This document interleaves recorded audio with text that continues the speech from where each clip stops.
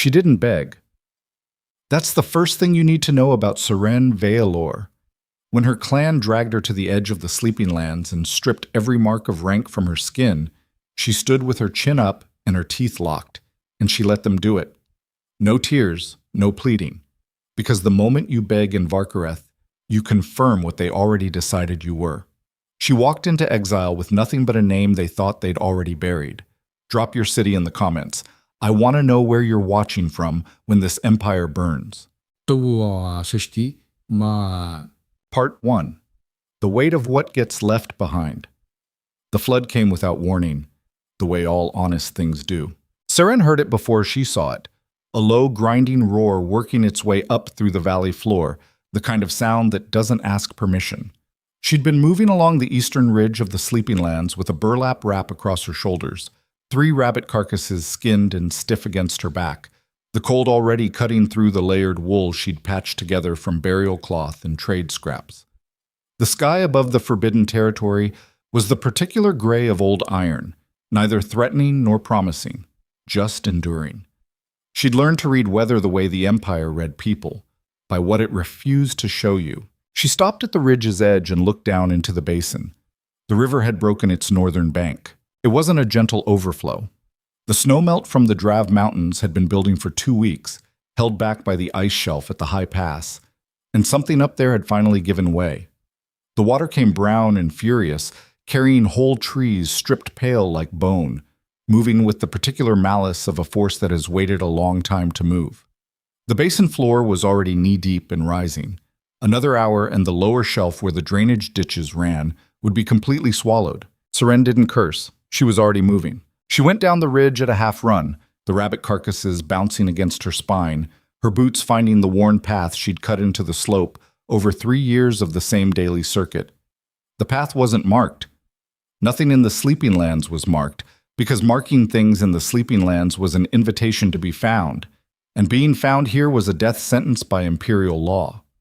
The sleeping lands were forbidden ground, a vast stretch of scrub forest, marsh, and ancient stone walls running south from the Drav Range all the way to the coastal shelf. No settlement, no cultivation, no life by order of the crown. The Empire had made a law against living here and called it wisdom. Seren had made a home here anyway and called it necessary. She hit the bottom of the ridge and turned north along the tree line, moving fast.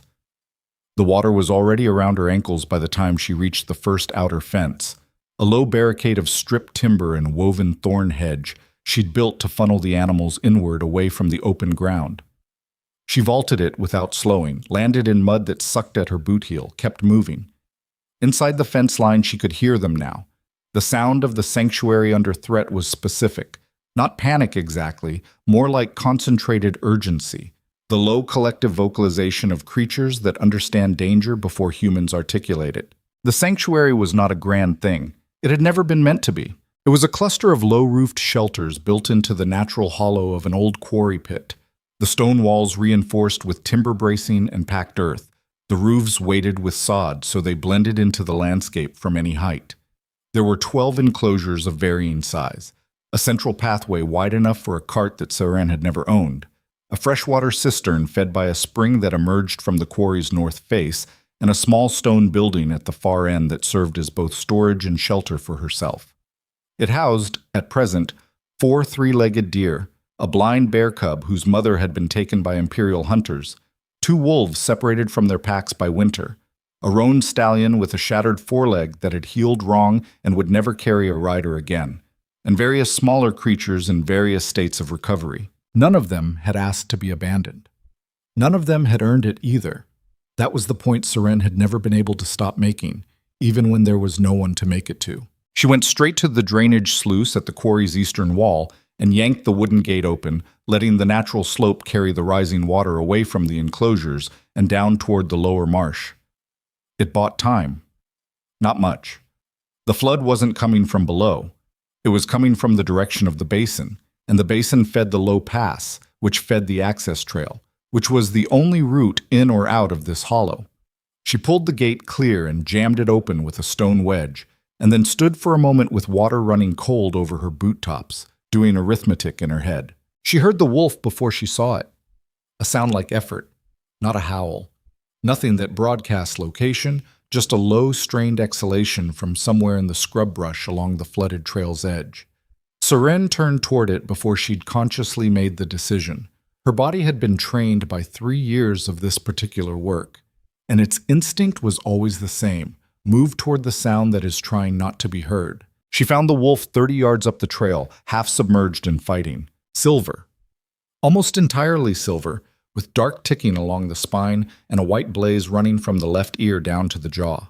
A female, heavily pregnant, the swell of her belly visible even beneath the roiling water.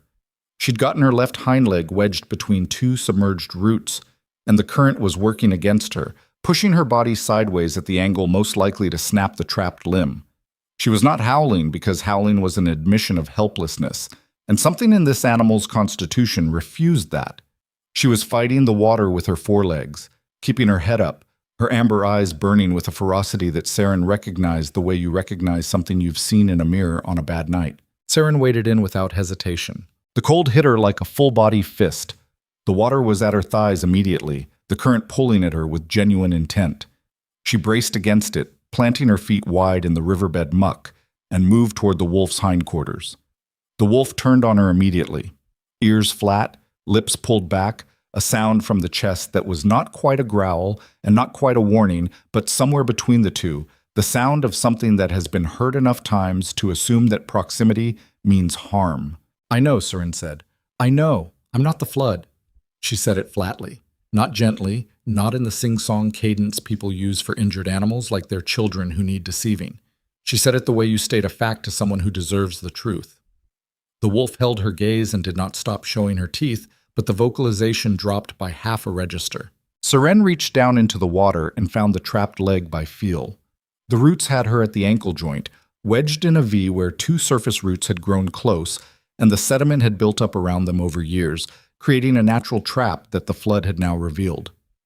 The wood was old and hard. She couldn't break it. She worked her fingers into the gap between root and bone, trying to find the angle of release, and the wolf lunged at her arm once. Not a bite, a warning, teeth clicking shut on air an inch above the skin. "Do that again," Seren said, without looking up, "and I pull the wrong direction." She wasn't sure why she said it. The wolf couldn't understand her, but the wolf stopped lunging. She found the angle. The leg was wedged at a slight twist, not straight down but canted toward the left bank, which was why the wolf's own pulling had been working against her. Seren reversed the force, pushing sideways rather than up, and felt the joint slide. She grabbed the hawk with both hands and pushed, and the wolf came free with a lurch that sent them both sideways into the current. The water took Seren to her chest. She kept hold of the wolf's rear leg out of sheer stubbornness, found her footing on a gravel shelf 6 feet downstream, and braced. The wolf scrambled against her instinctively, got purchase on the gravel, and came upright. Seren let go. For a moment they stood in the chest-deep flood looking at each other. The wolf's hind leg was intact, bruised, likely, possibly strained, but intact. She was taking weight on it, which was the only diagnostic that mattered in the next 10 minutes. Her sides were heaving, the pregnancy making every breath a labor, her coat plastered flat by the water so that she looked smaller and more fragile than she'd seemed in the brush. Her amber eyes had not stopped tracking Seren with that particular focus. Not aggression anymore, but something more careful than simple assessment. "Can you walk?" Seren said. The wolf walked. She followed Seren back down the trail at a pace that was 3-legged and deliberate. The injured hind leg lifted slightly at each stride. Seren stayed a few feet ahead, not looking back, trusting the animal to make its own decision. That was the principle she'd built everything here on. Not coercion, not management, not the Empire's philosophy of forcing compliance through consequence. Just offering direction and leaving the choice intact. It had worked on deer. It had worked on a half-mad stallion with a broken leg and a memory of fire. She had no particular reason to believe it wouldn't work on a pregnant silver wolf in a flood. It worked. She got the wolf inside the inner fence just as the water crested over the outer threshold and began filling the lower path. Seren sealed the inner gate, redirected the drainage again with a second sluice she'd built for exactly this kind of overflow event, and then stood in the central pathway, catching her breath while the rain, which had been threatening all afternoon, finally made its decision and came down. She was soaked through in under a minute.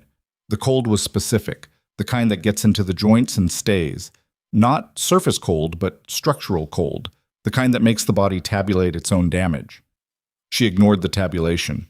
There was shelter 15 feet away, and she'd be there after she'd counted heads and made sure everything that should be inside was inside. The wolf had settled herself against the eastern quarry wall, out of the main drainage path, beneath the natural overhang of the rock face.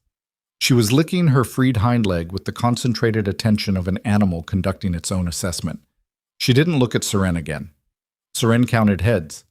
Everyone was accounted for. She went inside. The stone building was small enough that body heat made a difference. She stripped the wet wool off her shoulders and wrung it over the drainage channel that ran along the floor's edge, hung it on the iron hook above the banked fire, and fed the fire 3 pieces of wood without letting herself think about the dwindling stack.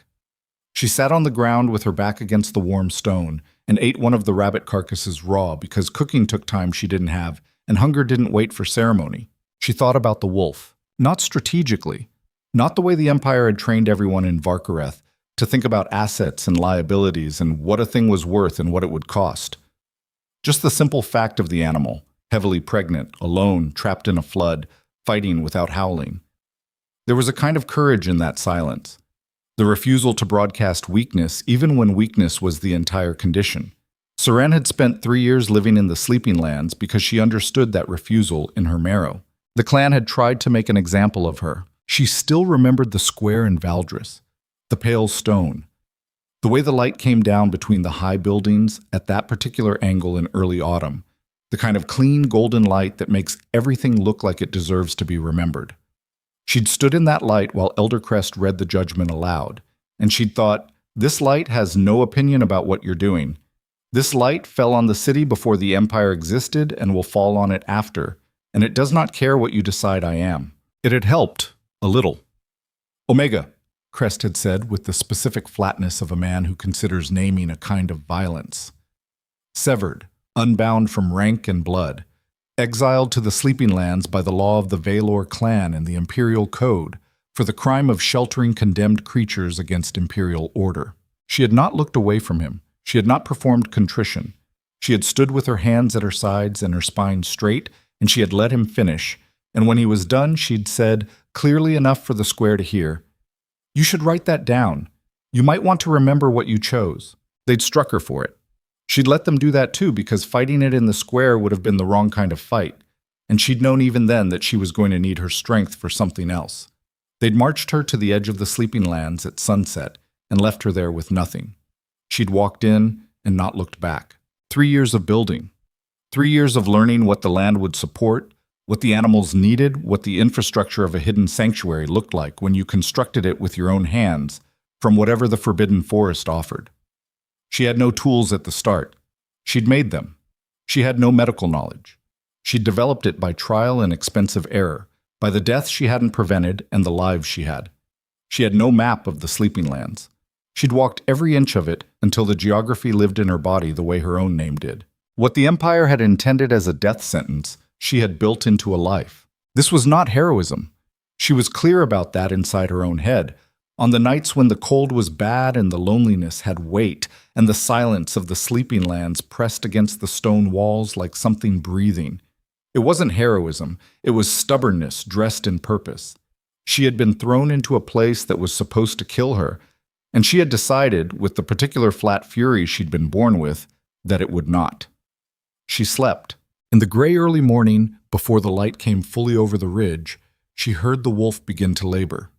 She went out into the thin cold without her wool wrap, barefoot on the wet stone because she'd moved too fast to find her boots, and she crossed the central pathway and came around the eastern quarry wall and found the silver wolf curled in the overhang, with her sides working hard and her amber eyes wide and focused inward. Seren sat down on the wet stone 7 feet away, close enough to be present, far enough to be a choice, not a pressure. The labor was long. Wolves labor long. Seren had assisted 2 wolf births in the sanctuary before this one, and she knew the rhythm of it, the intervals, the vocalization patterns that indicated distress versus progress, the points at which intervention was necessary, and the larger number of points at which it was not.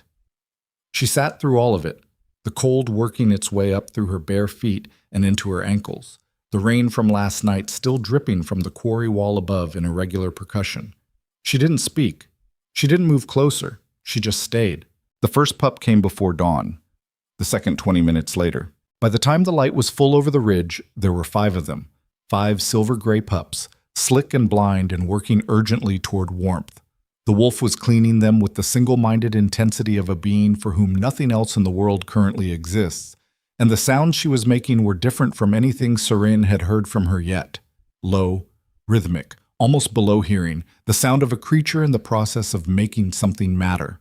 Seren leaned back against the quarry wall and let out a long breath. 5. All moving. All breathing. She looked at her own hands, dirty, cracked at the knuckles. A long scar along the left palm from the year she'd built the inner fence, and a piece of iron banding had given way. The hands of someone who had spent 3 years convincing the land to yield what the Empire had declared it couldn't hold. "Good work," she said to the wolf, flatly. Matter of fact. The wolf looked up from the pups for exactly 1 moment. The amber eyes found Seren's face with a precision that felt like measurement. Then she went back to her pups. Seren found her boots. She spent the morning making the space around the wolf functional. Fresh straw from the storage building, a wooden barrier to keep the drainage runoff from running near the pups, clean water in a wide basin within the mother's reach without requiring her to move more than a few feet from the litter. She moved slowly and she announced every approach, and she didn't reach toward the pups directly. The wolf watched her with that same unnerving exactitude, tracking each action, making ongoing assessments. It was in the afternoon while Seren was resetting the outer fence damage from the flood that she noticed the marking. She'd been working along the wolf's hindquarters during the birth without looking carefully at the outer coat.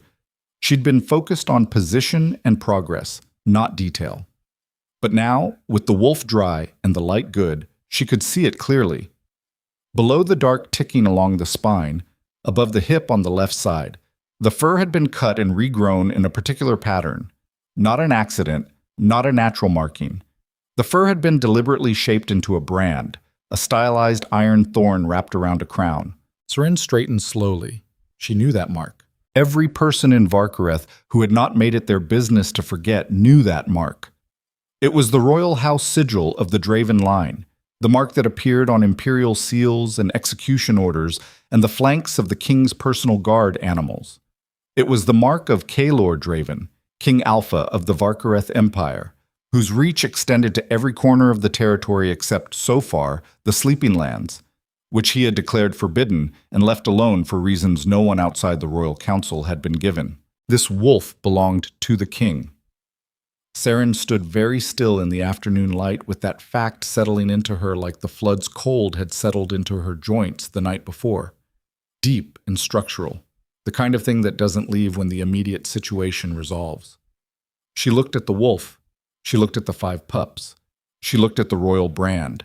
Then she said, aloud, to no one in particular, "Well?" She went back to fixing the fence. There was nothing else to do. The pups were born, the wolf was here, the brand was on her flank, and none of those facts changed the immediate obligations. A nursing mother needed clean water and undisturbed space for the first 3 days. The pups needed warmth. The outer fence needed repair, or the next rain event would compromise the whole eastern run. These were the facts that governed the next 48 hours, and the fact of the royal sigil did not override any of them. What it meant in a larger sense, she'd think about that when she had the fence fixed. By the time she'd finished the fence and fed the other animals and eaten and sat down in the stone building with the fire banked and her notes open on her knee, the full weight of it had arrived in her chest the way large truths tend to arrive. Not in a rush, but in stages, each stage worse than the last. She'd sheltered a royal wolf. That was imperial interference with crown property, which was a separate charge from her existing exile. If she turned the wolf out now, the pups would die. Too small, too dependent, the mother too recently labored to travel. If she kept them, she was compounding a crime that already carried death. If the wolf had somehow been separated from the king's hunting pack by the flood, there would be handlers out looking for her. Handlers meant men. Men in the Sleeping Lands meant the discovery of everything she'd built. 3 years, 12 animals currently in residence. a sanctuary that had managed to remain invisible because the sleeping lands were forbidden ground, and no one came looking for things in places where being found was supposed to be impossible. She was very still for a long time. Then she wrote in her notes, in the cramped shorthand she'd developed because she couldn't afford to waste paper: silver female, 5 pups, royal Draven brand, left hip, flood displacement, hind leg trauma resolved, all pups viable, status protected. She underlined the last word. It was the same word she used for every animal that came through her gate. She slept poorly. In the early dark of the following morning, she went out and checked on the wolf and the pups, and they were all breathing, all warm, the mother calm and watchful, and Seren sat with them for a time in the gray pre-dawn without a particular reason except that sometimes the most honest thing you can do with a situation you can't control is simply witness it. She sat until the light changed, and then she went and tended the other animals, and then she went back to her morning work. On the 3rd day, she heard the horses. She was on the ridge, the high path, the one she used for observation when she needed to see the approach trails without being seen. The horses were coming from the north, which was the Drav range direction, which meant they'd come through the high pass and down the mountain road. There were many of them. She couldn't count them at this distance, but the sound was wrong for a hunting party. Too heavy, too organized, the rhythm of a column rather than a pursuit formation. She counted the dust plumes through the scrub brush above the valley. 8 riders at minimum, more behind. She went down from the ridge at a run. She had an hour, maybe slightly more if they stopped at the basin crossing to assess the flood damage. She used that hour the way she always used time that was running out, by deciding what mattered and moving toward it in order of importance. She sealed the inner fence. She moved the 3-legged deer and the stallion into the deep storage enclosure where the quarry overhang concealed the roofline. She covered the drainage channels with their fitted boards. She did not move the wolf. She could not move the wolf. The pups were too young for transport, and the wolf would not accept separation. When everything she could do was done, she stood in the center of the pathway with the sounds of horses growing from the north, and she made the only decision that remained available to her. She stayed. She had built this place from nothing in ground the Empire had declared dead. She had filled it with lives the Empire had declared forfeit. She had done it alone, in cold and hunger and isolation, for 3 years, because she had looked at what Varkareth chose to discard and found that she could not walk past it. She was not going to run from it now. The riders came through the outer tree line 40 minutes later, armored, mounted on animals that made her own battered stallion look like a fever dream. The column formations precise in a way that spoke of daily drill rather than occasional ceremony. The man at the front was not wearing a helmet. He was wearing a charcoal riding coat over black armor, no insignia she could read from this angle. And he rode the way people ride when riding is not a skill they acquired, but a fact they were born into. He pulled his horse up at the outer fence and looked at her. She looked back. He had the Draven look, dark, severe, built on hard lines the way the citadel itself was built, everything functional and nothing decorative. His eyes were the gray-black of storm water. He was somewhere near 30, older than she'd have guessed from the stories, younger than the legends warranted. He looked at the fence. He looked at the shelters. He looked at the pathway, and the quarry, and the sod-weighted roofs, and the careful stonework of the cistern drainage. Then he looked at her again. "Open the gate," he said. His voice was even, not loud, not performing authority, simply using it the way you use a tool you've had so long you've stopped thinking about whether it's working. Seren did not move. "This is protected land," she said. A sound moved through the column behind him. Not laughter. Something more careful than laughter. The king looked at her with those storm-water eyes and said, with the exact same evenness, "I'm the one who protected it. Open the gate." "You declared it forbidden," she said. "Forbidden and protected are different words."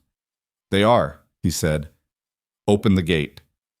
She opened the gate, not because he was the king, or not only because of that, but because if they were going to have the argument that was clearly coming, it was better to have it face to face than through iron timber.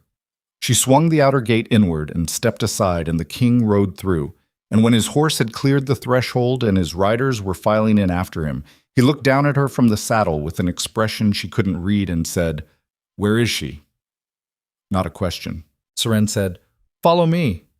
She led him through the inner gate, through the central pathway with the enclosures on either side, past the blind bear cub who'd come to the fence rail out of curiosity, past the three-legged deer visible at the storage enclosure opening, past the roan stallion who pinned his ears at the visiting horses with the weary aggression of an animal who has seen enough humans to have opinions about them. The king said nothing. He rode through all of it without expression and without comment, but his eyes moved continuously, and what they moved like was not the survey of a man cataloging violations. It was something else, something she didn't have a name for yet.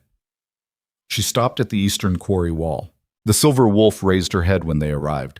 The 5 pups were arranged around her in a pile of limbs and sleep, the particular boneless sleep of the very young. The wolf's amber eyes went past Seren immediately to the man on the horse, and what moved across her face was not threat assessment. It was recognition. The king dismounted. He came past Seren without looking at her, went to the wolf in 3 long strides, and dropped to one knee beside her in the wet straw. The wolf stretched her head forward and pressed her nose against his jaw, and he put his hand on the side of her neck, and neither of them moved for a moment. Seren watched. She watched the King Alpha of Varkareth, the man who commanded the largest military force on the continent, the man who had signed her exile order without knowing her name, kneel in the straw of her hidden sanctuary with mud on his riding coat and his hand on the neck of his wolf. And his voice dropped to something barely above silence as he spoke to her in a register too low for Seren to catch the words. Then he looked up at her. She was missing for 4 days, he said. We tracked the flood path from the high pass. My handlers thought she was dead. She nearly was, Seren said.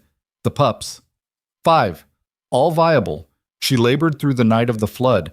I've been keeping them dry and the drainage clear from the quarry. He looked at the pups. He looked at the enclosure, the straw, the water basin, the barrier she'd built against the drainage runoff. He looked at all of it with that same continuous survey that was not cataloging violations. You built this, he said. Not a question. Yes. In the sleeping lands. Yes. By yourself. Yes. He stood.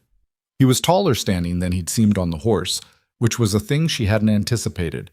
He looked at her directly, the stormwater eyes doing their continuous work, and said, You're in violation of 17 distinct imperial codes, occupation of forbidden land, sheltering condemned animals, interference with crown property. I could have you executed in this courtyard before noon. You could, she said, but you saved her life. I saved her life, Seren said, and I'd do it again. And I'd do it for any animal that came through that gate in the same condition, with or without a brand on its flank, with or without a king attached to the consequence. He looked at her for a long time.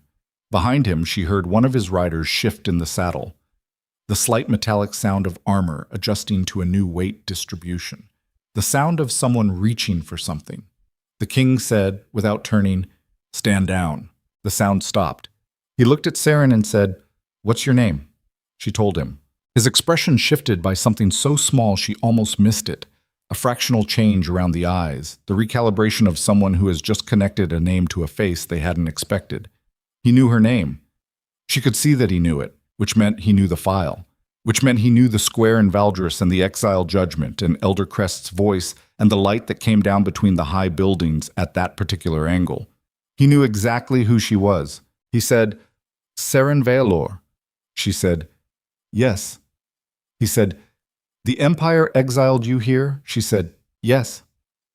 He looked around the sanctuary again, the full sweep of it, every enclosure, every repair, every careful piece of infrastructure she'd built from nothing in ground the Empire had written off as dead. He looked at it the way you look at something that has rearranged your understanding of a word you thought you knew. Then he looked back at her and said, My council is going to want to discuss what to do with you. I expect they will, she said. He said nothing else. He went back to the wolf and looked at the pups for a while longer, and Seren stood at the entrance to the overhang and watched him do it. And the afternoon light came down over the quarry edge the way light in the sleeping lands always came, sideways and unasked for, falling on everything without preference. It was one of his riders who arrived at a hard gallop through the outer gate an hour later, horse lathered, armor travel-dusted, carrying a sealed message cylinder that he held out toward the king without dismounting. The king broke the seal without ceremony and read it, and what moved across his face as he read was not anger or concern, but something colder than either. The expression of someone receiving information they already suspected was coming, the confirmation of a fear they'd had the good sense not to speak aloud. He looked up from the message. His eyes found Seren's face across the width of the courtyard. He said, "Lord Malric has sent men to the border of the Sleeping Lands." She said, "How many?" "Enough," he said. "He knows about the pups." The silver wolf raised her head from the pile of sleeping pups. Her amber eyes went to the gate, then to the king, then to Seren. And in the sudden silence of the sanctuary, with the evening coming down over the quarry walls and the horses moving uneasily in the courtyard, and the 5 royal pups sleeping in the straw beneath the rock overhang, Seren understood with the specific clarity that only arrives when you've already passed the last point where understanding could have changed anything. The sanctuary was no longer hidden, and the man who could protect it had enemies who were already moving. The message cylinder was still in the king's hand when Seren crossed the courtyard. She didn't ask to read it. She didn't need to. The shape of what was coming had been legible the moment she'd heard the words Lord Malric and enough men in the same sentence, and she'd spent 3 years in the Sleeping Lands learning to move on the shape of a thing before its details arrived. Details were a luxury for people who had time to wait for them. "How did he find out?" she said. "He has people in my column." Vaelor said it without inflection, the way you state a structural flaw in something you built yourself. "I knew that. I accepted it as a cost. I didn't anticipate the pups." Nobody anticipated the pups. He looked at her. "No." She walked past him to the inner gate and looked north along the access trail. The direction of the basin, the direction of the valley road, the direction of everything the Empire had decided to send toward her. The evening light was going flat and gray, losing its angle, and the tree line at the ridge's edge had that particular stillness that precedes wind. 2 hours before full dark. Maybe less. If his men are at the border of the Sleeping Lands, she said, and they're moving on foot, they have the valley road, which means they come through the basin crossing, which is still flooded. Until morning. Until morning, she said. She turned back. Vaelor was watching her with that same unreadable exactitude he'd been using since he walked through her gate, and she had the distinct sense that he was doing the same calculation she was. Not the military arithmetic, he had men for that, but the other calculation. The one about what kind of person she was. Whether the thing he'd walked into here was what it appeared to be or something more complicated, she was doing the same calculation about him. "You said 17 codes," she said. "What?" "You said I'm in violation of 17 distinct imperial codes. You listed 3. What are the other 14? Something shifted behind his eyes. Not amusement exactly, something drier than amusement. "You want to discuss your legal standing right now?" "I want to know what I'm actually facing. There's a difference between being executed for sheltering condemned animals and being executed for treason. The process is different. The timeline is different." She held his gaze. "I've had 3 years to learn that precision matters more than speed when you're working with limited resources." He looked at her for a long moment. Then he said, 12 of the remaining 14 are procedural. Occupation charges, zoning violations under imperial land law, unauthorized construction within restricted territory. The other 2 are substantive." He paused. "One is interference with crown property. The other is obstruction of imperial culling order." "The culling order?" "The animals in your sanctuary. 17 of them over the past 3 years, according to my clan records, were condemned under imperial law and marked for elimination. You took them instead." He said it without judgment. That was the thing that kept catching her off guard. Not the charges, but the absence of the usual tone that accompanied them. No performance of righteous authority, just facts laid flat. "That's obstruction of a crown order. It carries a specific penalty." "Death," she said. "Death," he said. She nodded. She'd known that. She'd known it from the day she'd taken the first condemned animal. A fox with a broken spine that the clan's handlers had declared unrecoverable and ordered put down. And she'd looked at it and seen that the spine was not broken, but dislocated. And she'd relocated it herself with her hands, and a piece of cord, and 2 days of patience, and the fox had walked out of the sanctuary 8 weeks later under its own power. She'd stood at the gate and watched it go, and understood very clearly what she'd just chosen to be. She'd chosen it again 17 times. So, she said, what does the king do with that? He said, the king is still deciding. Then decide faster, she said, because Malric's men don't know about the flood delay, and they're going to move at first light assuming the crossing is clear. And when they find it's not, they'll find another way. They always find another way. Men who are sent to take something always do. He studied her. You speak like someone who's been taken from before. I speak like someone who's watched the Empire operate for 32 years and drawn the obvious conclusions. She turned back toward the enclosures. I'm going to prepare the sanctuary for a fast evacuation. I can move most of the animals to the deep quarry shelter. There's a second hollow 200 meters north of here that I've been using as overflow storage. It's not visible from the access trail. It buys time. Your men are a military column, she said, not stopping. They're valuable if this becomes a direct confrontation. They're useless if Malric's people have orders to burn rather than engage. Fire doesn't care about armor. She glanced back at him over her shoulder. Do you want to help, or do you want to keep deciding? The pause behind her lasted exactly 4 seconds. Tell me what you need, he said. She told him. He was efficient. She had expected that. A man who commanded armies had either learned efficiency or learned to fake it well enough to produce the same result. But what she hadn't expected was that he worked without delegating the physical parts. He didn't stand back and direct his riders. He carried the storage bins himself, the heavy timber ones she used for feed and medical supplies, hauling them up the narrow path to the second hollow with the same flat-faced focus he'd brought to reading the message cylinder. His riding coat was going to be ruined. He didn't mention it. His riders moved the larger animals. The blind bear cub, who had no particular objection to being carried, went first. The three-legged deer went in a group with 2 of the riders walking beside them, keeping them calm with the low, steady presence of people who knew animals. The roan stallion was the problem. He always was. He didn't trust new handlers, didn't trust the change in direction, pinned his ears and planted and made his opinion about the entire situation completely clear. Seren went to him. She put her hand flat against the side of his jaw and said nothing. Just stood there with the contact and let him feel her there, familiar and specific in the middle of everything that wasn't. The stallion's ears came forward by degrees.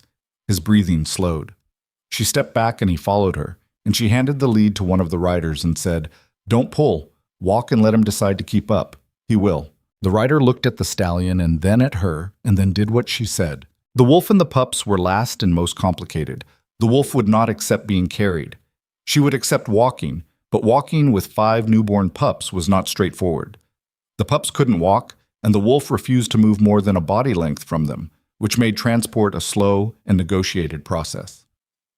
Seren fashioned a carry frame from 2 storage poles and a piece of canvas and loaded the pups into it and carried it herself, and the wolf walked beside her for the entire 200 meters to the second hollow with her shoulder pressed against Seren's leg at each stride. Vaelor watched that. She saw him watching from the corner of her eye and didn't acknowledge it. They got everything settled in the second hollow by the time full dark arrived. Seren went back through the sanctuary once to make sure nothing alive had been left behind, checked the cistern drainage, sealed the inner gate from the inside as if nothing had moved, and then stood in the empty central pathway for a moment. 3 years. She'd put 3 years into every stone of this place. She went to the second hollow. Vaelor was there when she arrived, standing at the hollow's entrance with 2 of his riders and the particular set of his shoulders that said he'd made a decision while she was gone. She registered that set without making it mean anything yet. Malric won't stop at the sanctuary, he said. I know that. Even if we move everything tonight, he has the legal standing, or thinks he does, to order a search of the surrounding land. He'll have Imperial surveyors with him. They'll find the hollow. I know that too. So what you've bought is ours. Ours are what I've been working with for 3 years, she said. Ours are enough if you know what to do with them. He looked at her steadily. What do you want to do with them? She said, I want to keep these animals alive, and I want to keep this place standing. Those are the 2 things. Everything else is negotiable.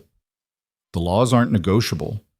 Then change them. The words came out of her without premeditation, flat and direct, and she watched them land on him the way a stone lands on still water. The immediate impact and then the ring spreading outward. His expression didn't change, but something behind it did. Some internal calibration.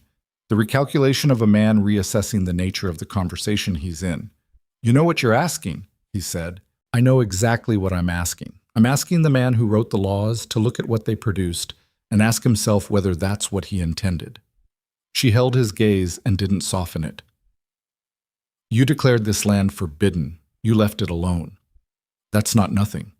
You left it alone on purpose, for your own reasons. And I don't need to know those reasons to recognize that the instinct to leave something alone instead of consuming it is rare in an empire like this one. So I'm asking you to apply that instinct to the question of whether the animals in this hollow deserve to exist." He was quiet for a long time. The dark around them was the particular dark of the sleeping lands at night, not empty but full, the sounds of the forest doing its constant work, the distant water still draining from the basin flood, the breathing of the animals settling into the hollow behind her. The king stood in all of it with his jaw set and his eyes on her face, and she could feel him thinking the way you can feel weather building, the pressure of it. "My council," he said, "will call it theft of imperial property, the sanctuary, the animals, the 3 years of occupation. Your council can call it whatever they need to call it. They'll push for your execution. They'll push for whatever tightens their grip on this territory. My execution is incidental." She let that sit. "What will you push for?" The question was not rhetorical. She meant it as a direct challenge, and she let it stand as one. Her eyes on his face, her breathing steady despite everything moving in her chest at the proximity of the answer. He said, "I don't know yet." It was the most honest thing he'd said to her. She could tell it cost him something to say it, the way honesty costs people who have learned to perform certainty as a survival mechanism. She recognized the cost. She'd paid similar ones. "Fair enough," she said. She went inside the hollow. She checked the pups. She checked the wolf. She checked the bear cub, who had fallen asleep against the stallion's flank in the particular way of creatures who haven't yet learned which things are supposed to be dangerous. She moved through the hollow with a lamp she'd carried from the sanctuary, checking each animal in turn, doing the last accounting of the night. When she came back out, Vaelor was still there. His riders had moved off to set a perimeter. It was just him at the hollow entrance, and the dark, and the distant sound of the forest. He said, "Why did you stay?" She didn't need to ask what he meant. "Because running confirms the verdict," she said. "When they exiled me, they decided I was something the Empire could throw away. If I'd run, if I'd gone into these lands and disappeared and never built anything, never pushed back, they'd have been right. The exile would have been accurate." She looked at him. "I stayed because I wasn't willing to be what they decided I was." "That's not survival," he said. "That's argument. Sometimes they're the same thing." He looked at her for a long time. Then, "My cousin Malric has been building a case for 3 years to challenge my authority over the succession line. The pups are leverage.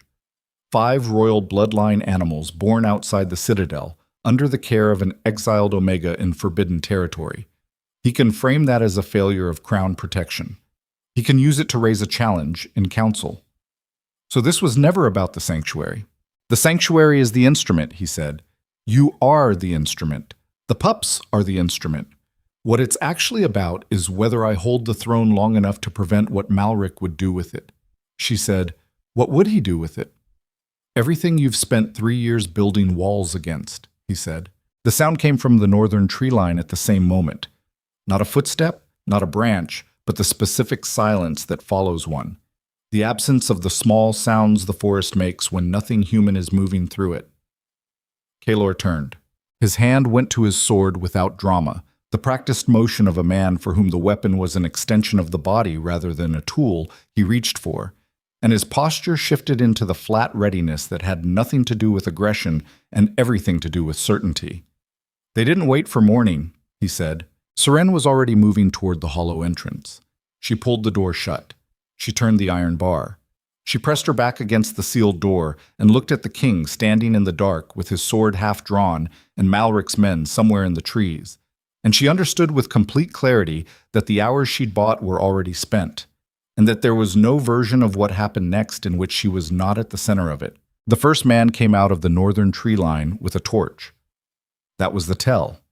Not a weapon drawn, not a shouted order, a torch, held high, which meant they weren't here to fight in the dark.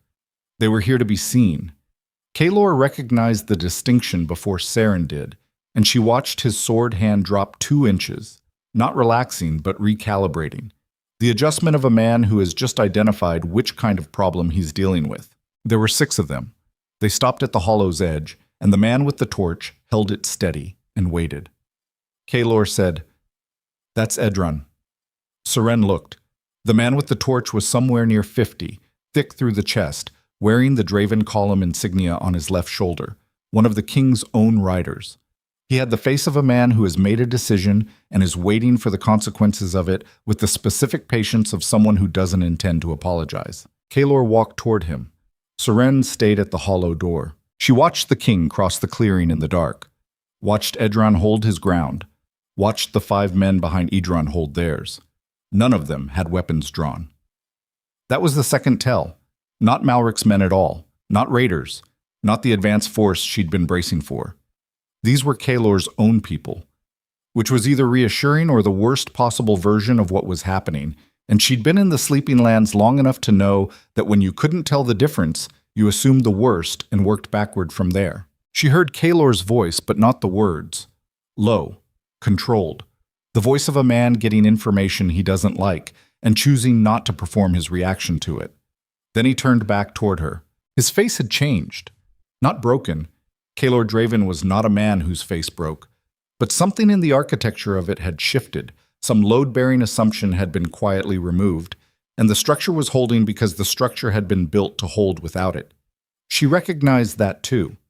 She'd done it herself in the square in Valdris, standing in the light while Elder Crest read the verdict, and something she'd believed about how the world worked collapsed silently behind her eyes. He said, "Malric isn't at the valley border." She said, "Where is he?" "He was in my column. He's been in my column since the High Pass." He said it with the flatness of a man filing a wound rather than feeling it. "Edron found out 2 hours ago. 3 of my riders are Malric's people. They've been sending position reports north since we entered the Sleeping Lands." She felt the shape of it arrive all at once. Not the details, but the architecture of the betrayal, the way it had been constructed around Kaelor's own movement, his own loyalty to his wolf, his own decision to come here personally instead of sending handlers. Someone had known he would come himself. Someone had built the trap around that knowledge. "So he knows exactly where we are," she said. "He knows exactly where we are. And the pups." "Yes." She turned and put her hand on the hollow door.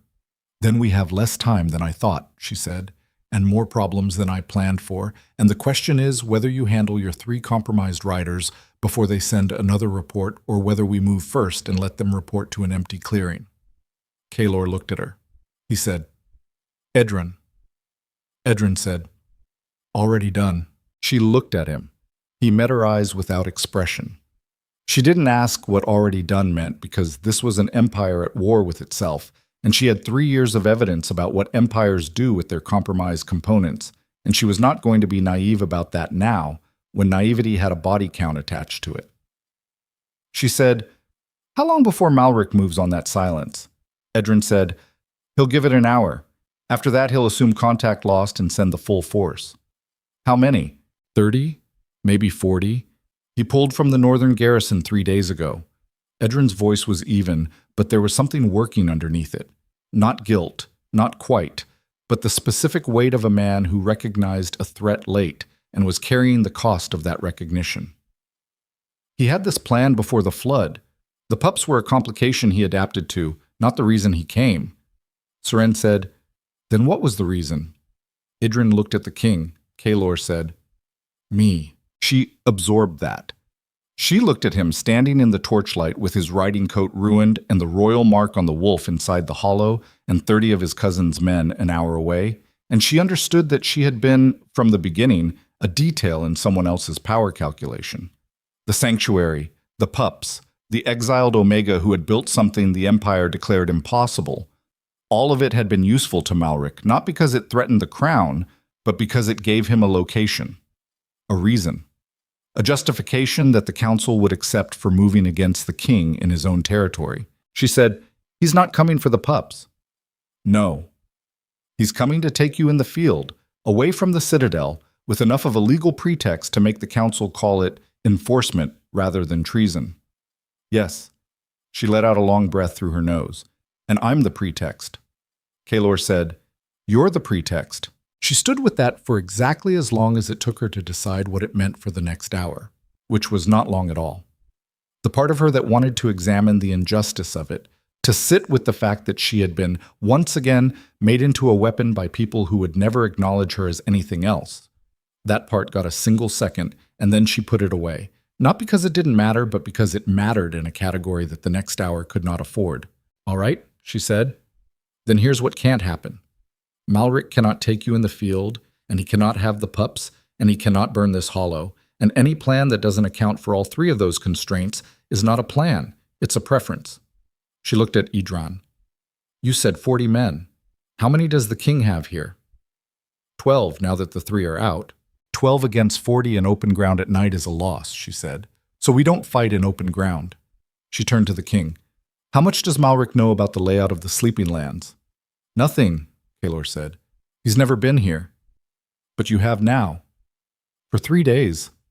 I've been here for 3 years, she said. Follow me. She went back into the hollow first, moved to the wolf, and spoke to her in the low flat register she used for animals that needed information rather than comfort. The wolf was already alert. She'd heard the men outside, had been tracking the sounds of the conversation through the hollow wall with her ears moving independent of her head, her body curved around the pups with the precise tension of something that will not move but is prepared to. We're moving again, Seren told her. I need you to stay close. The wolf pressed her nose against Seren's wrist once, hard, and then stood. What followed was not elegant.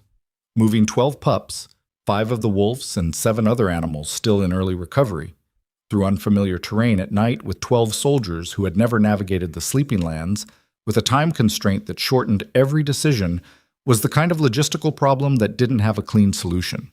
It had a workable one if everyone moved without hesitation and nobody asked questions that weren't immediately actionable. Nobody asked questions. She took them north and east, away from the access trail, through the section of the sleeping lands she knew. The way she knew the scar on her palm. There was a second quarry system 2 kilometers into the deep forest. Older than the one she'd built the sanctuary in, the stone worked in a different era for purposes she'd never been able to identify. The chambers running deeper and the walls thicker, and the entrance narrow enough that 40 men couldn't move through it in column formation. She'd found it in her first winter here, half frozen and desperate for shelter, and she'd filed the location away in the same mental ledger where she kept everything that might matter later. Later had arrived. The terrain was difficult. Roots. Waterlogged ground from the flood that grabbed at boots and made every step cost twice what it should. The torch was a problem. Visible from distance, necessary for movement at speed, and she made the call at the halfway point to douse it and move on instinct and memory in the dark. 2 of the soldiers stumbled. Nobody fell. The bear cub rode on the back of one of the riders without complaint. Vaelor moved beside her for the last kilometer. He said nothing. He matched her pace, which required shortening his stride to do it, and she was aware of him in the way you're aware of a fire in a dark room, not looking at it directly, but knowing exactly where it is. She said low, When we get to the chamber, the entrance is 3 feet wide. Your men go in pairs. Don't bunch at the threshold. Understood. The wolf goes in last with me. She'll want to see everyone else inside first. You know her well. I know what it looks like when something is protecting what it made, she said. He was quiet for 3 strides. Then, how long have you been doing this? Actually, 3 years here. Before that, 6 years in the clan trying to make the same argument through channels that were never going to hear it. She kept her eyes on the terrain ahead. The clan had a culling protocol. Any animal that couldn't produce, couldn't hunt, couldn't carry, couldn't breed, went to the elimination list. I kept taking things off the list. They kept putting them back. Eventually, they stopped arguing about the animals and started arguing about me. And made you the animal, he said. She didn't answer that. She didn't need to. The chamber entrance was where she'd left it. A vertical split in the quarry face, overgrown with the particular moss that only grew on north-facing stone, invisible from 20 feet in daylight and completely invisible in the dark. She put her hand on the stone edge and found it by memory and turned to the column behind her. Here, she said. She counted them through. 10 soldiers. Edrin. The animals in their carry arrangements. The wolf moving last, as she'd said, pressing through the narrow entrance with her ears flat and her body angled sideways. Vaelor at the threshold, waiting. You, he said to her. I need to listen for a moment, she said. She stood outside the entrance with her back against the quarry face, and she listened to the sleeping lands. Not for specific sounds. She wasn't listening for footsteps or voices. She was listening for the quality of the silence, which had its own language if you'd spent enough time learning it. The forest at night was never fully quiet. Birds, water, insects, the small, continuous negotiations of animals in darkness. When something human and numerous was moving through it, the silence changed, contracted, shifted, took on a held quality like breath before speech. She heard it from the southwest, still distant, but moving. She went through the entrance. The chamber was large enough for the group with room to arrange themselves without pressure. The stone held the cold but blocked the wind, and the narrow entrance meant that torchlight wouldn't carry beyond 15 feet outside. One of the soldiers lit a small lamp. The animals were settling. The deer folded down. The bear cub went back to sleep against whoever was closest. The wolf arranged herself against the far wall with the pups pulled tight to her body. Vaelor stood in the center of the chamber and looked at his 12 men, and the lamp threw his shadow long and hard against the stone. He said, Malric has 30 men moving on our last position. He'll find the hollow empty in approximately 20 minutes, and he'll expand the search. He knows I'm here. He doesn't know this location. He looked around the chamber, the walls, the ceiling, the entrance, the depth of the space. We wait until he commits the full force to the hollow search. Then we move south to the basin crossing. The flood will have dropped enough by early morning to cross. Once we cross, we're back in Imperial territory under Crown law, and whatever Malric intends to do in the Sleeping Lands ends the moment I'm back on the right side of that crossing. One of the soldiers said, and her. The question landed in the chamber with the specific weight of a thing everyone had been thinking and nobody had said. Seren heard it without reacting.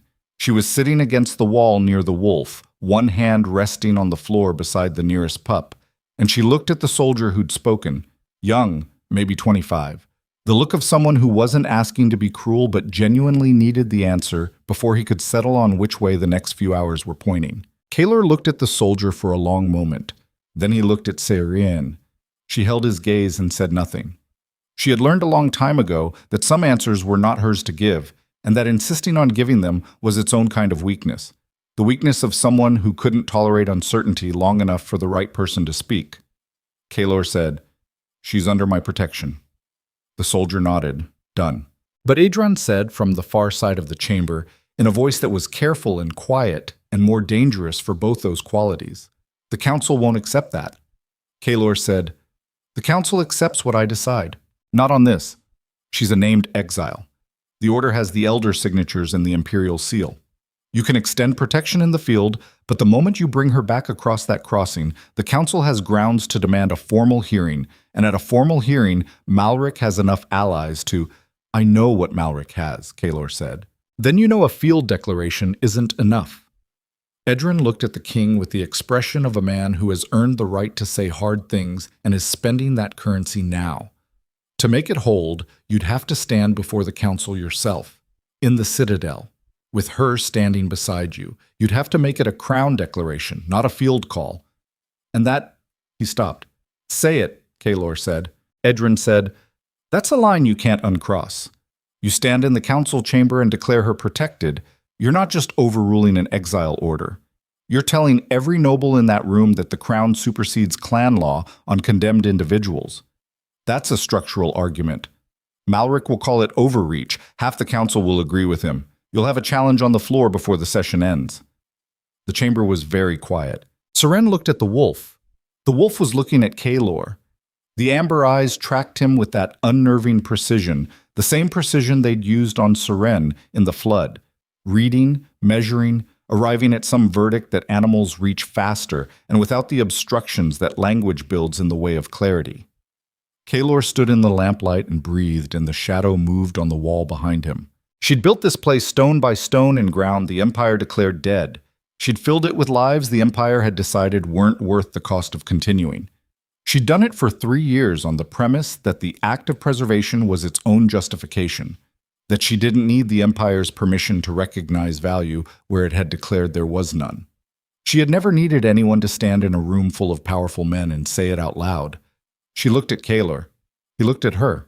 And she saw the moment he made the decision, not in his face, which remained exactly what it always was, but in his eyes, which stopped calculating and went still, the specific stillness of something that has finished asking itself a question and accepted the answer without flinching. "We move at first light," he said. "All of us. The animals, the pups, her." He looked at Edron. "When we get to the Citadel, I'll call the council session myself." Edron said, "You understand what you're starting." Kaelor said, "I understand what I'm finishing." And from outside the chamber entrance, close enough now that no one in the room could pretend they hadn't heard it, came the sound of 40 men moving through the sleeping lands toward the last place they'd been seen. Torches visible through the stone gap, voices carrying in the cold air, the systematic and patient search pattern of men who have been told that failure is not an acceptable option. Seren pressed her back against the quarry wall and closed her eyes for 1 second and felt the cold of the stone and the warmth of the wolf's flank 3 feet away and the specific pressure of a situation that had, without announcement, become something she could no longer manage on her own terms. She had survived 3 years by being the only one making the decisions that mattered. She was about to walk into a room where her survival depended on someone else making them for her. The question was not whether she trusted Kaelor Draven. The question was whether she could survive becoming the reason a king went to war with his own council, and whether, if she couldn't, she was willing to let him do it anyway. Outside, the torches moved closer. Chisunk. They waited 3 hours in the stone chamber. 3 hours of torch glow moving past the entrance gap in irregular patterns, of voices carrying through the quarry rock in fragments, names, orders, the specific cadence of a search that hasn't found what it's looking for, but hasn't given up the premise that it will. Seren sat with her back against the wall and counted the passes and measured the intervals and built a picture of the search pattern from the evidence of sound alone. 40 men in unfamiliar terrain at night spread thin. They were working outward from the hollow in concentric sweeps, which was the correct method and also the slow one. Kaelor sat 3 feet from her and did not sleep. She was aware of that the way she was aware of the torch glow, peripherally, continuously, without making it a thing she was examining. He sat with his back against the opposite wall and his sword across his knees and his eyes open. And what he was doing behind those eyes she couldn't read, but the quality of his stillness was not the stillness of a man conserving energy. It was the stillness of a man running a conversation with himself that he wasn't going to share. 2 of his soldiers slept in shifts. Idran did not sleep either. At the 3rd hour, the torch glow stopped passing the entrance. The voices moved south, then faded, then were gone. The sleeping lands returned to their own sound, water, wind, the small continuous life of the dark. Seren stood. "Now," she said. They moved. The crossing took 40 minutes at a hard pace. Animals, soldiers, the wolf carrying herself at the same 3-legged, deliberate stride she'd used since the flood, the pups distributed across 3 carry frames that 2 soldiers handled in rotation. The basin crossing was knee-deep and fast, but passable, and they came through it in single file with the cold water loud around their legs and the eastern sky beginning to show the first gray suggestion of a color that wasn't black. On the far bank, on Imperial soil, Kaelor stopped and turned back and looked at the sleeping lands. Seren stood beside him and looked at the same tree line. She didn't know what he was looking for. She knew what she was looking at. 3 years of a life she'd built inside that darkness. The only thing she'd made that was entirely hers. The thing the Empire had declared impossible, and she had done anyway. It was still there. It would still be there when she came back, or it wouldn't, and she couldn't control which of those things happened from this side of the water. She turned south and kept moving. The Citadel road took 4 hours.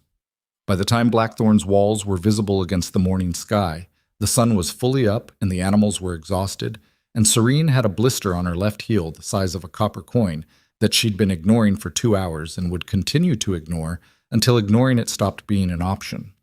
The Citadel was not what she'd expected, which was foolish. She'd had no reason to have expectations. It was massive in the way things built by people trying to make a permanent argument about power tend to be massive. Dark stone. High walls. The draven thorn and crown carved above the main gate in relief 2 meters tall.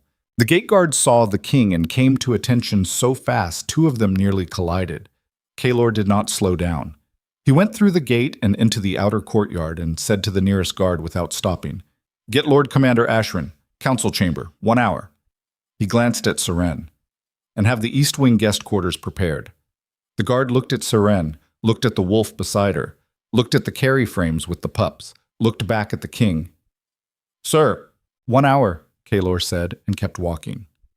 She was given a room with a fire already built and water already heated that she suspected had been intended for someone else entirely. She didn't care. She washed the mud off her hands and face and looked at herself in the copper mirror above the basin. Hollow-eyed, wind-burned, a bruise along her jaw she didn't remember getting, and said nothing to her reflection because her reflection had nothing useful to offer. The wolf was in the room. She'd refused to be separated from the pups, and the pups were in the carry frame beside the fire, and Seren sat on the floor next to them for 10 minutes, with her back against the bed frame, and her eyes closed before she made herself stand up and do something with her hair and find a clean piece of fabric to tie it back with. Edrin came for her at the hour mark. He said nothing on his walk to the council chamber. She said nothing either. There was a quality to Edrin's silence that she'd come to read over the past 12 hours. It wasn't hostile and it wasn't warm. It was the silence of a man who had made several calculations about her and arrived at a verdict that he was keeping to himself until circumstances required him to deploy it. She could work with that. She'd worked with worse. The council chamber was at the Citadel's center, a long room with a vaulted ceiling, a stone table that seated 20, and windows that looked out over the interior courtyard where, she could see, a group of nobles had gathered with the particular purposeful clustering of people who have been told something important is happening and have arrived to ensure they're not excluded from it. Lord Commander Ashran was already at the table. 6 other council members. 2 she didn't know. 4 she knew by reputation, which in Varkareth meant she knew their capacity for cruelty and their price. Malric Draven was at the far end of the table. He'd beaten them back. That was her first thought, and it was a cold one. He'd moved faster than his search pattern suggested, which meant he'd either anticipated the crossing or had a second route she hadn't accounted for. He was perhaps 45, lean in the way of men who treat their own hunger as a discipline, with the Draven coloring gone pale and careful, and he looked at Seren when she walked in with the specific assessment of a man who has been thinking about her for longer than she's been thinking about him. Vaelor was already at the head of the table. He looked at Malric without expression and said, "You're in the wrong seat." Malric said, "I'm in the seat I was offered by Lord Krant in your absence." He said it pleasantly. "We were concerned, cousin. You went into the Sleeping Lands personally, and then contact with your column was lost for nearly 12 hours. Contact was lost because 3 of my riders were yours." The room took that in. Nobody moved. Malric said, "That's a serious accusation."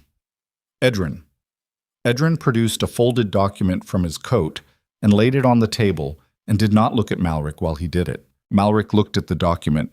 Something moved across his face, fast, almost invisible, the micro-expression of a man recalculating, and then was gone. He said, "Whatever that document claims, it doesn't address the real question before this council, which is the matter of the exiled individual you've brought into the Citadel in violation of a standing imperial order." He looked at Seren. Every head at the table turned to look at Seren. She stood at the chamber entrance with Idron a step behind her, and she looked back at all of them with the same expression she'd worn in the square in Valdris. Level, dry, entirely unafraid in the specific way of someone who has already spent what there was to lose and is operating without that particular weight. Vaelor said, "Seren Vaelor is here under Crown protection, declared by me in the field under emergency provision. I'm formalizing that declaration before this council now." Malric said, "Emergency provision doesn't cover named exiles. The exile order has elder signatures." "I know what it has," Vaelor said. "I'm telling you what supersedes it." "Nothing supersedes it without a full council vote, and a full council vote requires—" "I'm the king," Vaelor said. Flat. Final. The voice of a man who has stopped performing patience. A Crown declaration on matters of protection doesn't require a council vote. It requires my signature, which it has, and a public declaration, which I'm making now. He looked around the table. Anyone who wants to challenge the constitutional basis of that can file a formal objection with Lord Commander Ashrin by end of day. That's the process. That's how it works. Lord Krant, old, white-haired, the kind of old that has learned to be dangerous by being underestimated, said carefully, "Your Majesty, the exile order was issued to protect the integrity of clan law and imperial culling protocol. If you supersede it by Crown declaration, you're not just protecting one individual. You're establishing a precedent that the Crown can override clan authority on condemned individuals. Every clan elder in Varkareth, Seren said, has been using condemned status to eliminate inconveniences for 30 years. The room went very still. Very short. She hadn't planned to speak. Or she had, somewhere in the back of her mind, always known she would, known that there would be a moment when staying silent was a form of dishonesty she couldn't afford. She walked to the table and put her hands on the edge of it and looked at Krant with the directness she'd been using her entire life and getting punished for her entire life and was done apologizing for. I was exiled for taking animals off elimination lists. Animals that were condemned not because they were dangerous or diseased, but because they couldn't produce. Because they'd been injured, and the cost of their recovery was inconvenient. She looked down the table at Malric. The Empire has a word for lives it's decided aren't worth continuing. It calls them condemned. It uses clan law to make the decision look like process instead of preference. And when someone refuses to accept that decision, she looked at Krant, then at the faces she didn't know, then back at Vaelor. The Empire calls it a crime. Malric said, "You're an exiled Omega addressing this council without leave. Sit down or I'll have you removed." Vaelor said, "She speaks with my leave. Continue." Malric's face did something complex. He looked at Vaelor with the eyes of a man who has been waiting for a specific moment and has just watched it become unavailable. Then he looked at the council members on either side of him, the two she didn't know, the four she knew by reputation, and something passed between them that wasn't words. Krant said, "Your Majesty, I must advise, formally and for the record, that a Crown protection declaration for a named exile, made on the basis of field circumstances, sets a precedent this council cannot endorse without full deliberation." Vaelor said, "Noted. If you proceed..." "I'm proceeding," Vaelor said. "Record it." The scribe at the room's edge was already writing. His hand hadn't stopped moving since Seren had started talking. She could hear the scratch of it in the silence. Then Malric stood. He stood slowly, with the deliberate physical grammar of a man who has decided that the meeting has moved into a different category.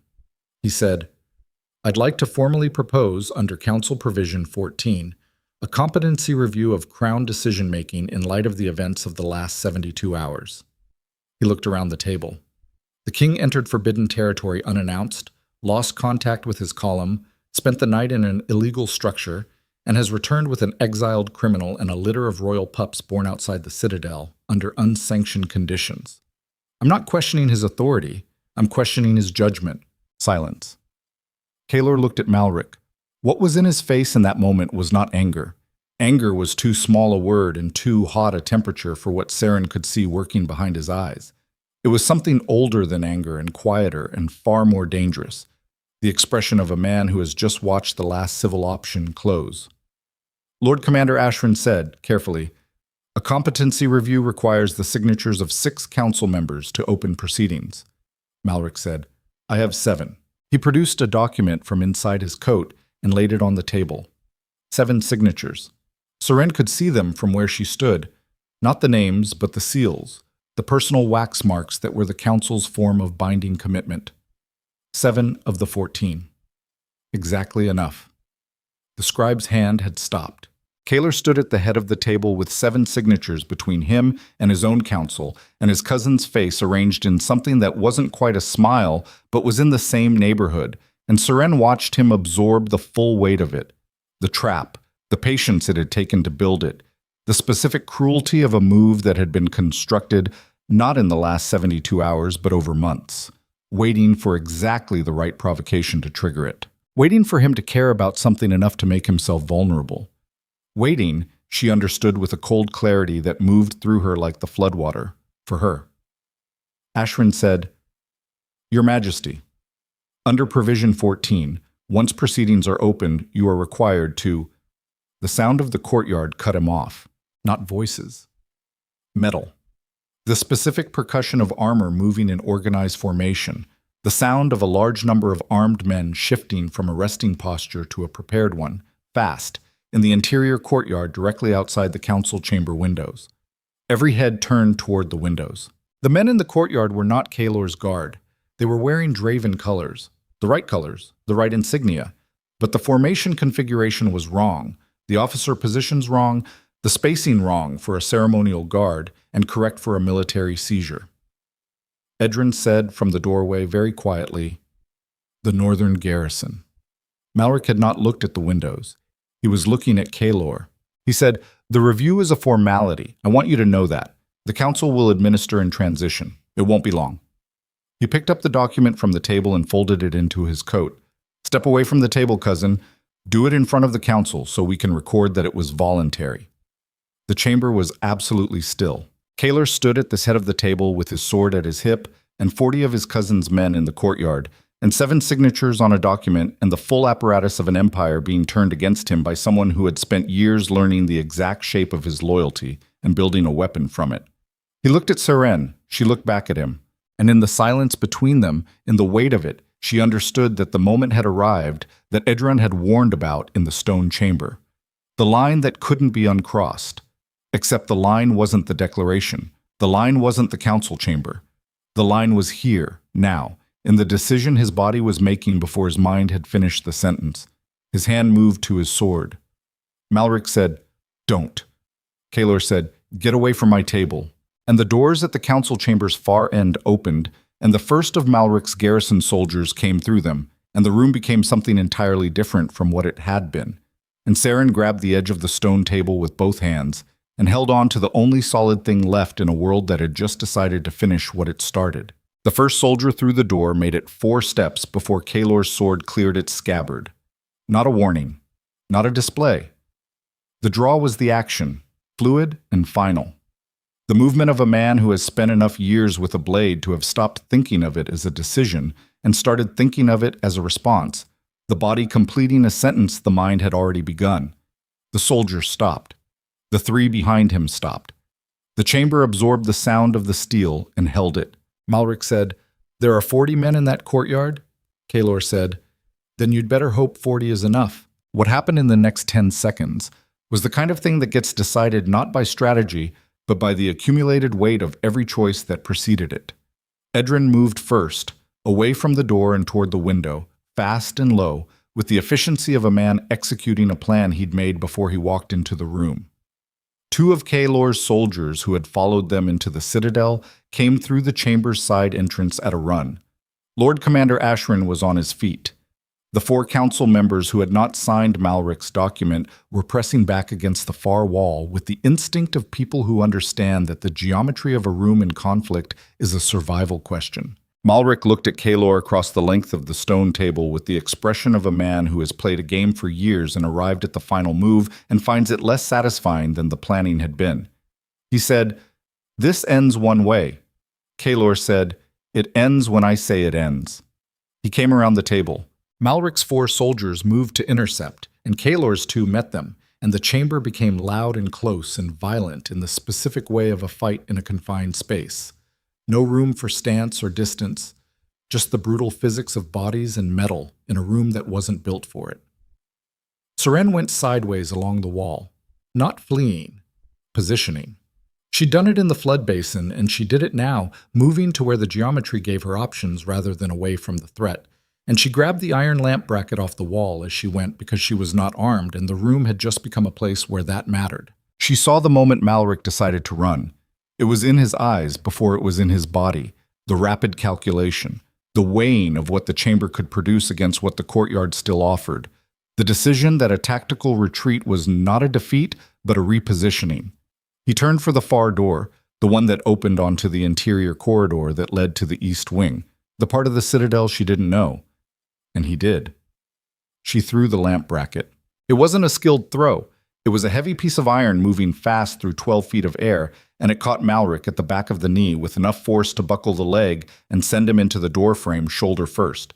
He caught himself on the frame, turned, and looked at her with something that had moved past calculation into something rawer and less managed. He said, "You." She said, "Me." He had a blade out. She had nothing. The bracket was on the floor 6 feet away, and she was against the wall with 3 feet of open stone between her and the nearest thing she could use. She held his gaze and did not move, and calculated the distance and found it insufficient, and stood her ground anyway because the alternative was giving him her back, and she was not going to give him her back. Vaelor came through the space between them. He came fast and without announcement, the way a body moves when the mind has stopped managing it and given it full authority, and what he hit Malric with was not the sword but his shoulder. A full-force driving impact that took both of them through the doorframe and into the corridor beyond. Seren was moving before they cleared the threshold, was through the door before the sound of them hitting the corridor wall had finished. The corridor was narrow. Stone floor. Morning light from one high window.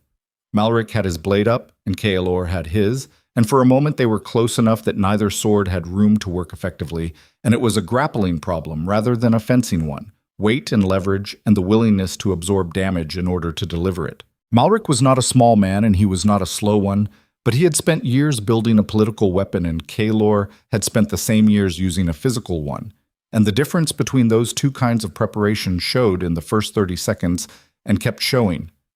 Malric caught Vaelor across the left forearm with a cut that was going for the throat and missed by the margin of a turned shoulder.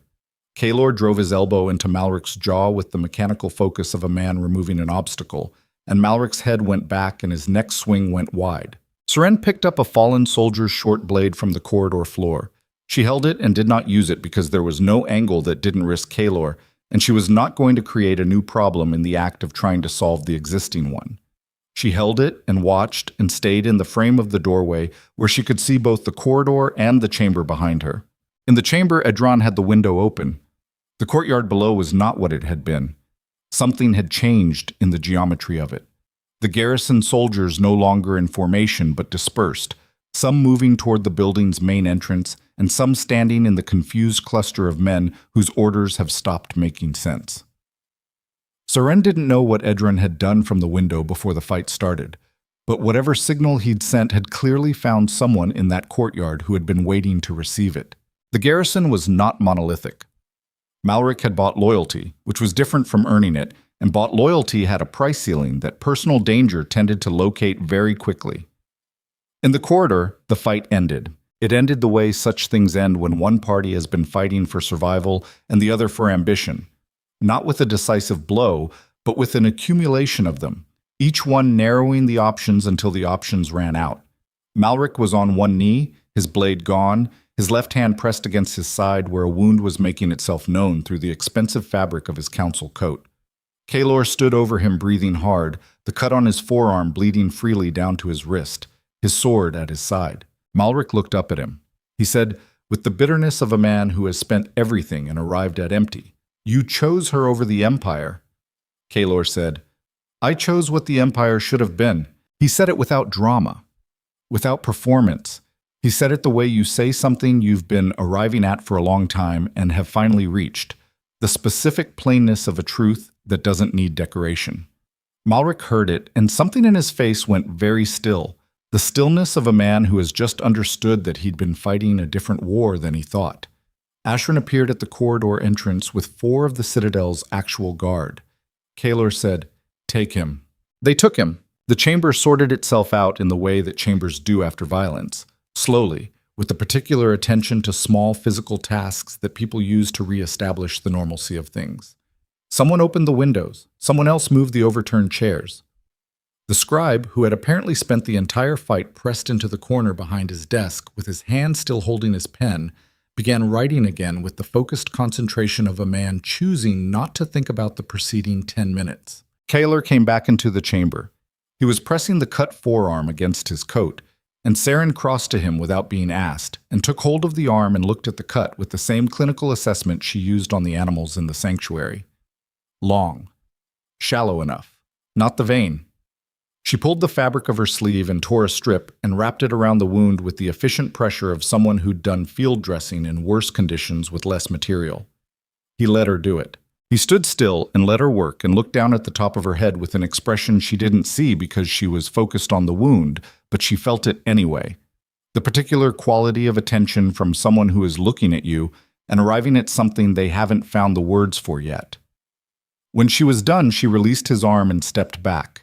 He said, "You threw a lamp bracket at a man with a sword." She said, "It worked." He looked at her for a moment. Then he turned to the council and said, "We're finishing this session." What followed was not quick, and it was not comfortable, but it was irrevocable. Vaelor stood at the head of the stone table with blood on his coat and his voice entirely level, and he made the declaration formal. Seren Vaelor, under Crown protection, exile order suspended pending full review. The sanctuary and the sleeping lands, designated as protected territory under the Crown. The animals in residence, declassified from condemned status, reclassified as Crown wards. He dictated it to the scribe in the plain functional language of a man who has learned that precision in legal language is the difference between a protection that holds and one that gets argued out of existence in the next session. Krant objected formally, for the record. 2 others joined him. Vaelor said, "Noted, record it, all of it." The scribe wrote, "When the session closed, Seren stood in the chamber while the council filed out and the soldiers moved to their new assignments, and the citadel began the particular reorganization that follows a sudden change in power's architecture." She stood and looked at the stone table and the high windows and the morning light coming in at an angle that reminded her, with a specific and unexpected force, of the square in Valdris. The light that had no opinion about what was being decided beneath it. The light that would fall on whatever came next with the same impartiality it had given to everything that came before. She went to find the wolf. The pups were in the east wing room where she'd left them, all 5 still alive, the wolf curled around them in the carry frame straw, with her amber eyes open and her body at rest. The room smelled of animal and wood smoke. The fire had burned down to coals. Seren sat on the floor next to them and put her back against the bed frame and looked at the ceiling and let herself be still for the first time in 4 days. This was the part nobody talked about. The part after. The part where the thing you'd been holding yourself together for was over, and the holding together had nowhere to go. And what was left was just a body that had been running on necessity for too long, sitting in a room that was warmer than anything she'd slept in for 3 years, with the sound of 5 royal pups breathing in the straw beside her. She did not cry. That wasn't her way, and it had never been her way. But she felt the weight of it in her chest. The 3 years, the cold, the building, the animals and their patience, the square in Valdris, the flood, the stone chamber, the corridor, the session. All of it settling down through her at once like sediment through water, finding the floor. She heard Vaelor before she saw him. His step in the hallway had a specific rhythm she'd learned. Heavier on the right, the slight drag of a man who'd taken a strike to the left knee at some point in his past and never had it properly set. He knocked. She didn't tell him to come in, but she didn't tell him not to, and he came in and stood in the doorway and looked at the wolf and the pups, and then at her on the floor. He sat down on the floor, across from her, back against the opposite wall, the same configuration they'd held in the stone chamber through the night of waiting. It had the quality of a habit forming. He said, "The northern garrison has stood down. Malric's corps officers are in the citadel hold pending treason review. The rest are on administrative suspension." He paused. "It'll take months to sort the council out. There are 4 members who'll need to be replaced." She said, "How long will the protection declaration hold?" "Permanently," he said. "It's in the record. To overturn it, you'd need a council majority and a crown signature. The crown signature is mine." He looked at her directly. "It holds." She absorbed that. The word permanently was a word she hadn't used in 3 years. She'd built the sanctuary in 3-day intervals, in week-long stretches, in the incremental time frame of someone who doesn't let herself think too far ahead, because the distance between now and later is where hope gets ambushed. Permanently was a different kind of thinking. It required a different relationship with the future, one where the future was a place she was actually going to arrive at, rather than a direction she was moving in without a guarantee of reaching. She was not sure she remembered how to think that way. She said, The laws you want to change, the culling protocols. It'll take a year, maybe 2. The council process is, I know what the council process is, she said. I'm asking if you intend to finish it. He looked at her steadily. I intended to start it before I walked into your sanctuary, he said. I just needed a reason the council couldn't dismiss as theoretical. She said, you were waiting for an argument they couldn't ignore. I was waiting for evidence, he said. 3 years of evidence, as it turns out. Built by hand and ground, the empire declared dead. Something moved in his voice. Not softness, Kaelor Draven did not do softness, but something adjacent to it. The quality of a man acknowledging the weight of a thing without performing the acknowledgement. You built the argument I couldn't make from the inside. She looked at the wolf. The wolf was looking at her. She thought about the square in Valdris. She thought about the sentence Elder Crest had read aloud with the flat violence of a man who considers naming a weapon. She thought about walking into the sleeping lands at sunset with nothing, and deciding, in the particular cold fury of that first night, that she was going to build something in the ground they'd thrown her into, because the alternative was becoming what they'd decided she was. She hadn't built it for an empire. She hadn't built it for a king. She hadn't built it to make an argument or provide evidence or serve anyone's political strategy.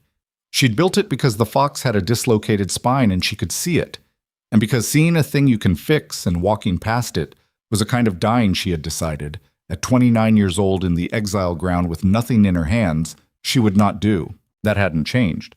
That was the part that would not change regardless of declarations and council sessions and the permanent record. The reason had never been political, and it hadn't become political now.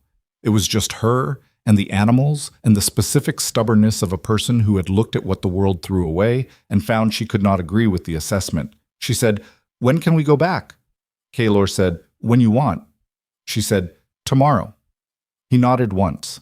She looked at him sitting against the opposite wall with dried blood on his coat and the wrapped cut on his forearm and the gray-black eyes that had been doing their continuous survey of everything they landed on since the moment he'd ridden through her outer gate, and she understood that the thing between them was not finished, and had not been finished by any of the events of the last 4 days, and was not going to be finished by a declaration or a council session or the return journey to a sanctuary she now owned in some permanent and legal sense that still felt strange in her mouth when she said it.